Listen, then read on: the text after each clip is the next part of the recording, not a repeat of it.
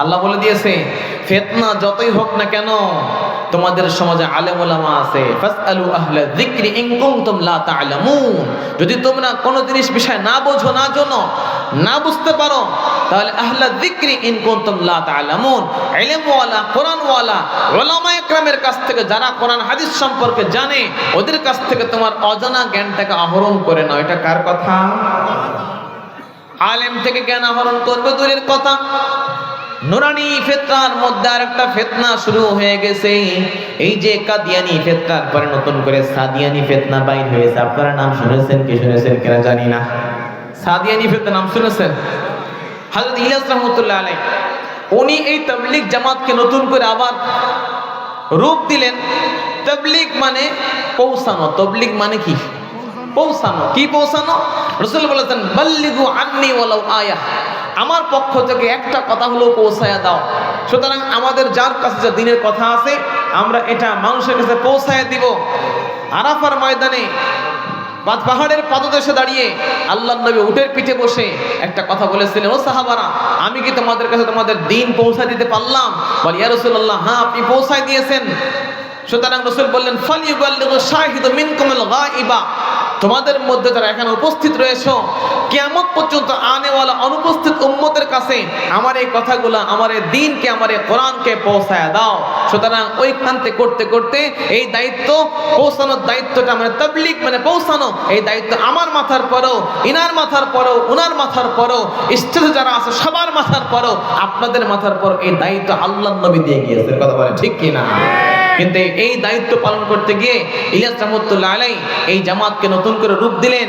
তখন মানুষ প্রশ্ন করলো, হযরত আপনি যে তাবলীগের এই কাজ নতুন করে শুরু করলেন, আগেও ছিল কিন্তু ভিন্ন অঙ্গিকে, এইভাবে শুরু করলেন, এর উদ্দেশ্য কি? বলে মানুষ দ্বীন বিমুখ হইতেছে, অন্ধকারের মধ্যে চলে যাইতেছে। আর অন্ধকার আলো পাওয়া যাবে কোথায়?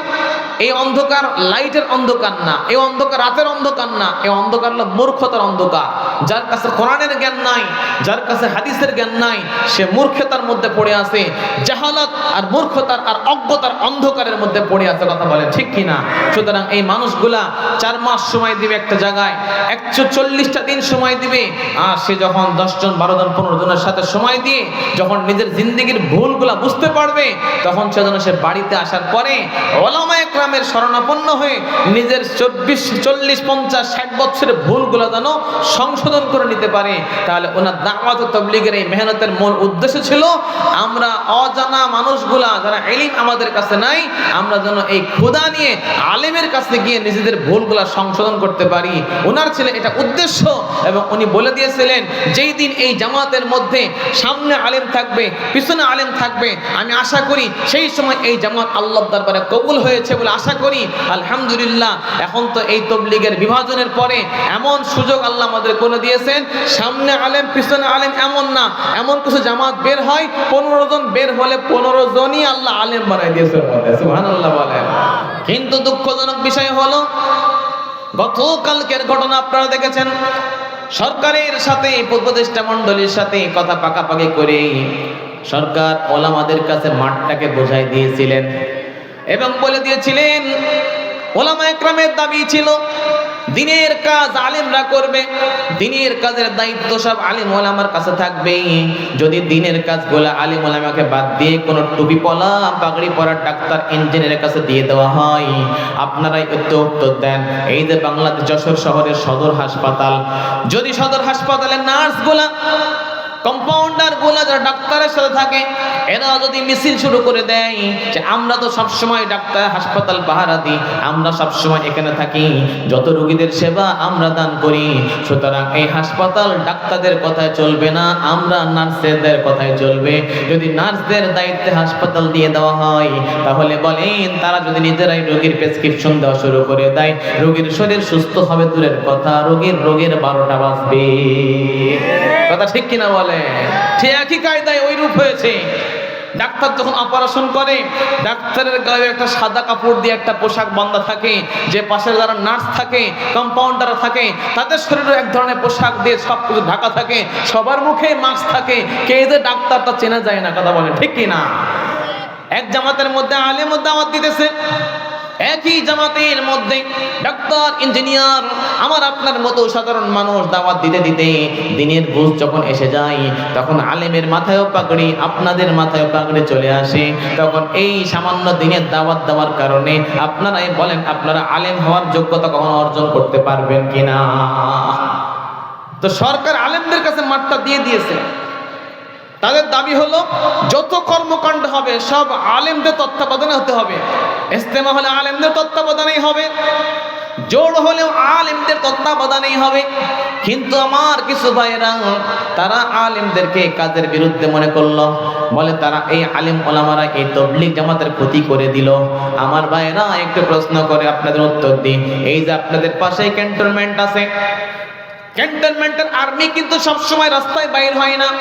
দেশের যখন ক্রান্তিকাল শুরু হয়ে যায়, যখন পুলিশ আর যখন কন্ট্রোল করতে পারে না, বিডিআর আর কন্ট্রোল করতে পারে না, তখন ওই চার দেওয়ালের মধ্য থেকে সব আর্মির ফোর্স বাহির হয়ে দেশটাকে শান্ত করার চেষ্টা করে। কথা বলেন ঠিক কিনা? আলেম ওলামারা কখনো রাস্তায় নামে না, আলেম ওলামারা কখনো তারা রাস্তার মধ্যে নামে না। তারা ওই ক্যান্টনমেন্ট মানে মাদ্রাসার ভিতরে থাকে, দ্বীনের গবেষণা করে, আপনার আমার ঈমানের হেফাজতের জন্য। তারা কোরআন হাদিস থেকে মাসলা বের করে। আপনি সুদ খান, ঘুষ খান, এটার থেকে বাঁচার রাস্তা কি? আপনি ওজনে কম দেন, এটার থেকে আপনার বাঁচার রাস্তা কি? আপনার বিবিটা পর্দা করে না, মেয়েটা পর্দা করে না, আপনি যে চুক্তিতে ব্যাংকের সাথে লেনদেন করতেছেন, এই চুক্তি বৈধ না অবৈধ? আলেম ওলামা এটাকে রিসার্চ করে বেড়ায়। আপনি মাঠের মধ্যে বর্গা দেন, আপনার মাঠটার বর্গা দেওয়াটা সহি হইতেছে নাকি অশুদ্ধ হইতেছে, এটার ফতোয়া আলেম ওলামা দেন। এই যে কিতাব ঘাটাঘাটি করে তারা এর মধ্যে থাকে। কিন্তু যখন নাকি বাইরে সাধারণ দিনদার জনগণ মারামারি শুরু করে দেয়, তখন আলেম ওলামা ক্যান্টনমেন্ট থেকে বের হয়ে এই কোরআনের পক্ষে যারা অবস্থান নিয়ে নেয় তাদেরকে এসে তারা সার দিয়ে দেয়। কথা বলেন ঠিক কিনা? এখন এই তবলিগ জামাতের মধ্যে বিভাজন হয়ে গেছে। সাধারণ মানুষ বলা শুরু করে দিয়েছে, হুজুর রাই মারামারি করে, তারা আমরা কনে যাব? বলে না বলে? শুধু বলে নাকি বলা শুরু করে দিয়েছেন আপনারা? হুজুররা কি মারামারি করে না হুজুররা মায়ের খায়? কথা বলেন, মায়ের খায়। কথাটা খুব ভালো করে বুঝবেন, হুজুররা কখনো মারামারি করে না, কাউকে মারামারির জন্য উস্কানিও দেয় না। তবে হ্যাঁ, যদি কেউ হুজুরের পায়ে পাড়া মারে তারপরেও হুজুর কিছু বলে না, কিন্তু অন্যের পায়ে যদি দিনের স্বার্থে পাড়া মারে তখন ওই ভাইকে বাঁচানোর জন্য হুজুররা জানের বাজি রেখে রাজপথে ঝাঁপাই পড়ে। কথা বলেন ঠিক কিনা? ভাইরা আমার, টঙ্গীর ময়দানে গতকালকে মারামারি হয় নাই, টঙ্গীর ময়দানে গতকালকে মারা হয়েছে, কোনো মারি হয় নাই। কথা বলেন ঠিক কিনা? আমাদের লোক ছিল 4 থেকে 5 হাজার, মাঠের পাহারা দিচ্ছিল। সরকার থেকে বলা কওয়া নাই। দুইজন উপদেষ্টার সাথে কোন রকম কথার মত বিনিময় করে, নাম বললে চিনবেন, সার্জিস আলম আর হাসনাত আব্দুল্লাহ, দুইজন তারা দিয়েছিলেন। তার আগে একটা ঘোষণা দিয়েছে যে আমরা প্রধান উপদেষ্টার বাসভবন ঘেরাও করব। তারা বলে আমরা সমন্বয়ক, আমাদের কথা মানুষ মূল্যায়ন করে।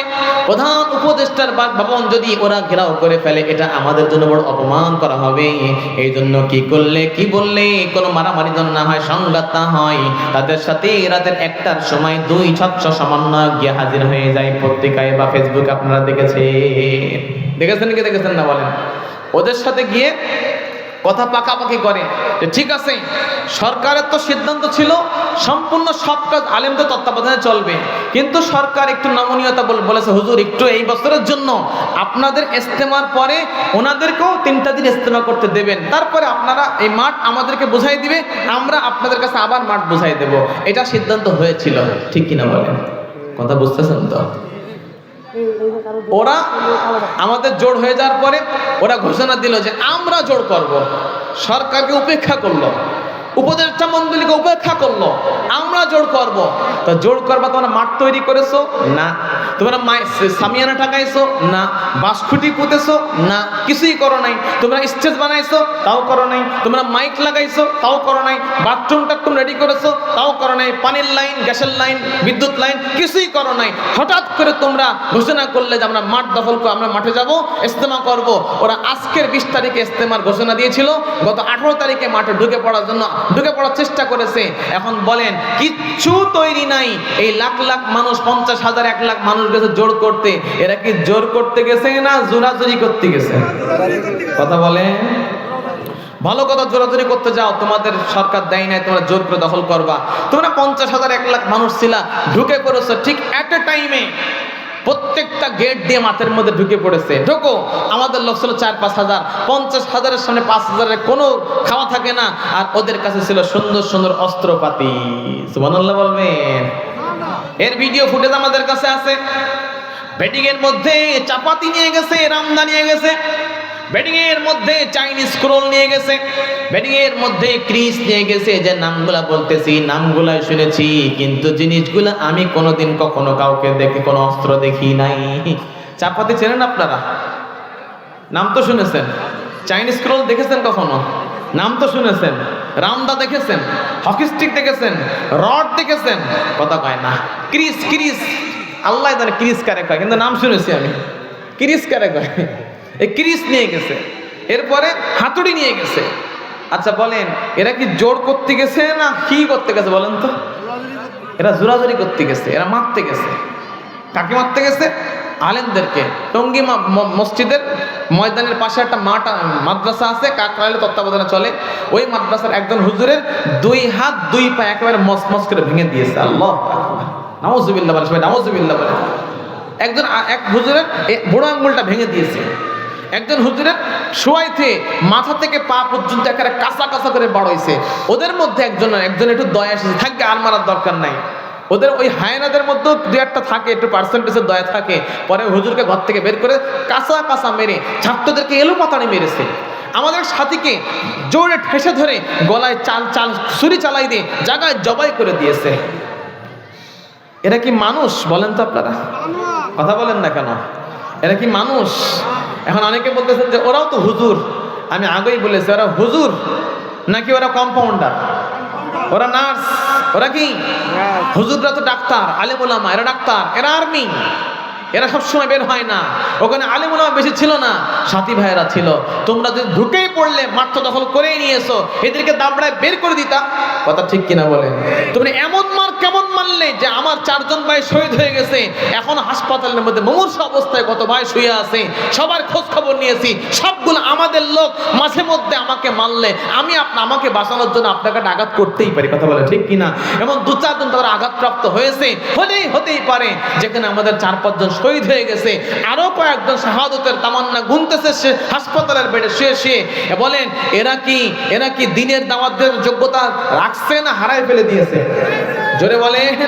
এদের নাম হলো সাতপন্থী। এদের নাম কি? এরা আল্লাহর দিকে মানুষকে এখন ডাকে না। আমরা বলি আমরা আল্লাহ রাসূলের অনুসারী, ওরা বলে আমরা সাদ সাহেবের অনুসারী, আমরা নিজামউদ্দিনের অনুসারী। এই অনুসারীর দিক থেকে তারা আল্লাহর সাথে সাদ সাহেবকে শরীক করার কারণে একরকম তারা মুশরিকের জন্য দায়ী হয়ে যায়। কথা বলেন ঠিক কিনা? মুসলমান থাকে না এরা।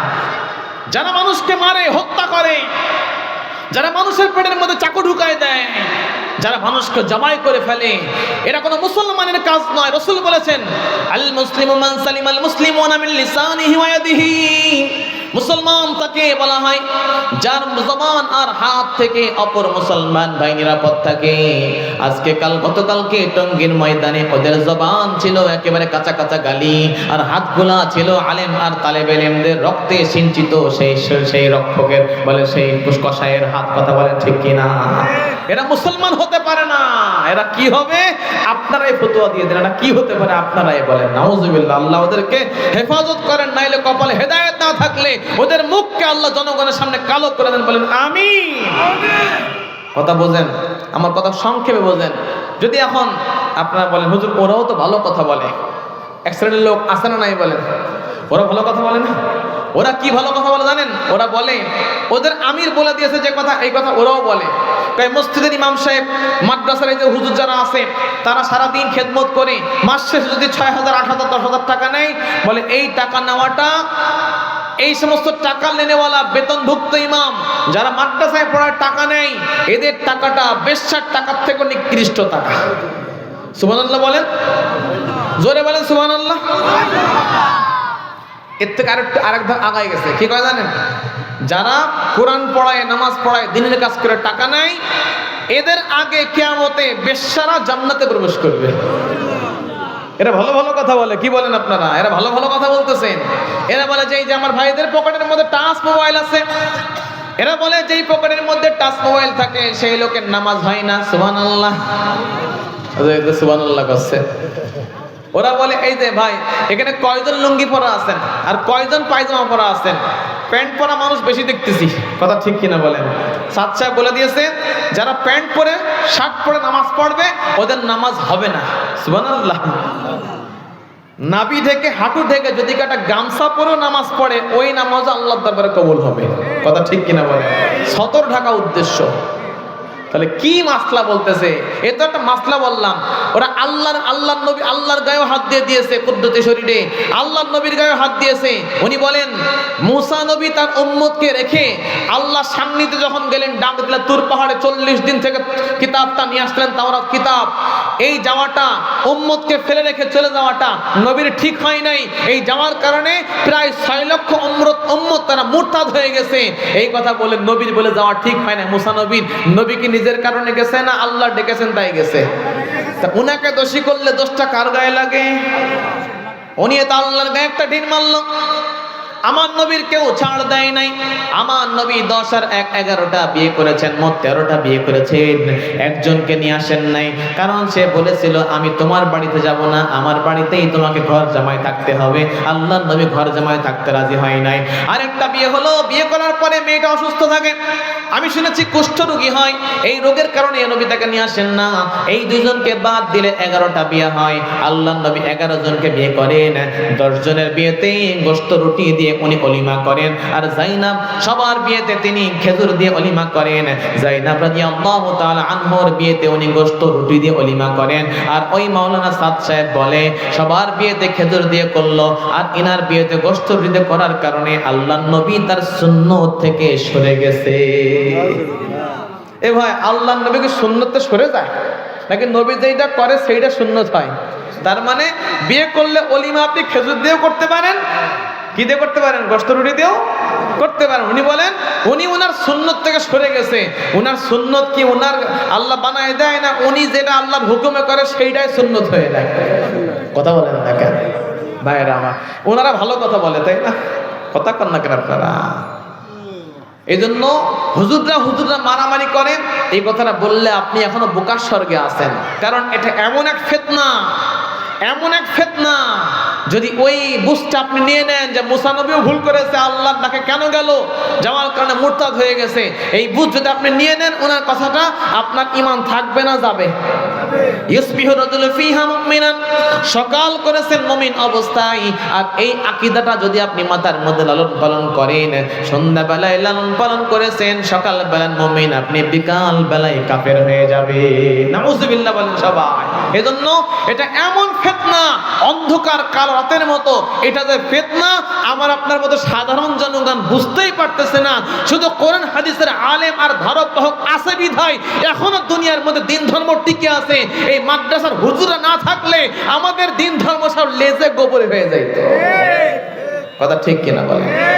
এই জন্য ভাইরা আমার, গতকালকে কোনো মারামারি হয় নাই, বরং গতকালকে মারা হয়েছে, খুন করা হয়েছে, শহীদ করা হয়েছে। বাংলার জমিনে উদাত্ত আহ্বান সরকারের কাছেও রাখি, প্রশাসনের কাছেও রাখি, আপনাদের স্লোগান এটা হওয়া চাই, বাংলার জমিনে সাতপন্থীদের কোনো আস্থা থাকতে দেওয়া হবে না, ওদের অধীনে কোনো জোর ইস্তেমা হতে দেওয়া হবে না। কথা বলেন ঠিক কিনা? আগামীকালকে এই ব্যাপারটা নিয়ে যশোর ভৈরব চত্বরে দরজা নাই, সমস্ত ওলামা একরাম তাওহীদ জনতা এই সাতপন্থীকে বাংলাদেশ থেকে নিষিদ্ধ করার জন্য তারা সমাবেশ ডেকেছে।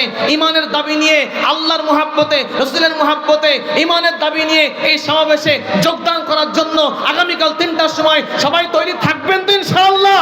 কার কার নিয়ত আছে আল্লাহকে হাত তুলে দেখাই দেন।